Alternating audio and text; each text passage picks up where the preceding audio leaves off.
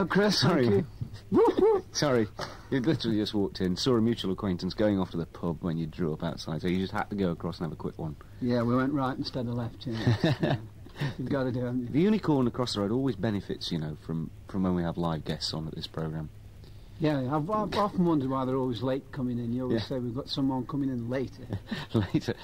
They're all drinking Bass in the Unicorn. It's quite nice. So look, we're here tonight, and you're at Shelleys tonight. Demon for this the third time at Shelleys, isn't it? Yes, I think it is, yeah, the third time. That's right. And the first time ever without Chris Ellis. That's right, I can actually interview you tonight, can't I, really? Right, you know, as a non-member of the band anymore. It's the first live gig ever without Chris Ellis. I'm looking forward to it. I'm going to be there. I want to see this. I'm looking forward to seeing you. I want to see whether Andy, who's with us also here tonight, but he's not going to talk, actually has learnt the stuff or not. Well, I was going to ask you if you could... just give you a hand tonight. They can't hear you, Andy. That's all right. But seriously, let's talk seriously for a minute. Obviously, Demon don't play too often, but you're actually lining up some dates now. In fact, quite a few dates, aren't you? Yeah, that's right. I think, like we said the last time we were in, we were going to get together, get out there, and play. So here we are. We've been rehearsing for some time.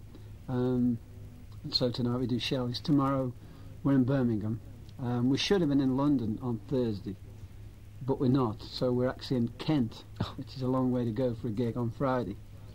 And after that we're going to do one or two sort of block bookings of gigs next month and in June. And we're just going to basically keep the old show on the road up until the next album. Right. And that's planned for when? Well, the next album is planned for September, possibly. It's going to be probably the biggest project we have actually gone for this time. It's again. Well, yes. Well, I mean, in a way, I think we did Heart of Our Time, which we needed to do because the gap between British Standard and the Plague, as we all know, was a long time, and all the things that happened.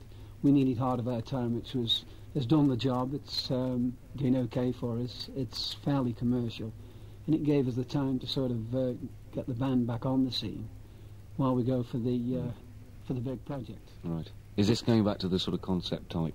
Well, I mean, we're always... It's a horrible word. It's got to be concept. They love us at Krang with concepts, don't they? And everybody else, you know. It's great considering it's 4 years since anybody gave us an interview.